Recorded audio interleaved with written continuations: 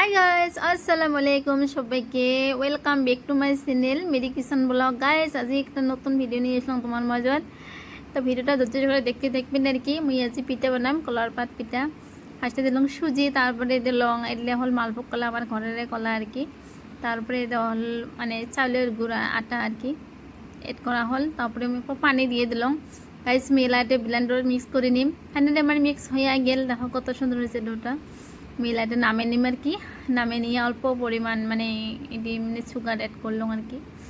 যেহেতু আমি সুগার খাং না আর কি, তাও অল্প একটু অ্যাড করলাম। তারপরে অল্প লবণ দিয়ে দিলাম আর কি। তাই গাইজ ফাইনালি মেরিতে অল্প যেহেতু ডোটা আর কি মানে ঘন আছে, মেলা পাতলা করে নিলাম অল্প পানি দিয়ে। আরও 5 মিনিট ঢাকনা দিয়ে ঢাকি রাখলাম আর কি। এলে আমি কলার পাত বলে যাই, আর কলার পাত বলে তো আমার বহুত দূর যাওয়া লাগে আর কি। যেহেতু বাড়ির আশেপাশেও তাও আমার মানে বহু দূরে রাস্তার ওখানে আর কি গাছ আছে। গাছ ফাইনালি কলা পাতা আনি নিলাম। এলে কলা পাতাটা ধুয়ে নিলাম ভাল করে। এলে আমি পিঠাটা বানাই আর কি। পিঠাটা কীভাবে বানা খায় দেখতে থাকবেন ভিডিওটা আর কি, যে মই কেমন করে বানাইছ আর কি। তাই গাইস অল্প মই তেল অ্যাড করলাম আর কি, অল্প পরিমাণ। তারপরে দিলাম কলার পাতা, কলার পাতা তার উপরে দিলাম মিশ্রণটা আর কি। এভাবে ঢাকি দেওয়া লাগবে কলার পাতা দিয়ে আর কি, ভাল করে যাতে ভাবটা থাকি যায় কি বাহির না হয়।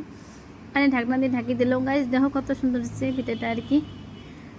এই যে এলে আমি অল্প উল্টে দিম আর কি। উল্টে দিয়ে ভালকে ঠাসি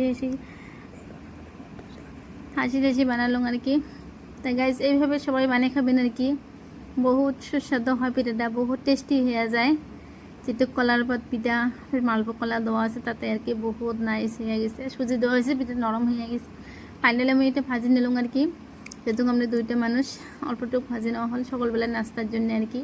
তো শর্টকাটে সকালবেলা নাস্তার মানে ভালো হয় খাইতে আর কি, সুস্বাদু। দেখো কত সুন্দর কালার এসে গেছে। তো ওকে, বাই বাই, আল্লাহ হাফেজ সবাইকে।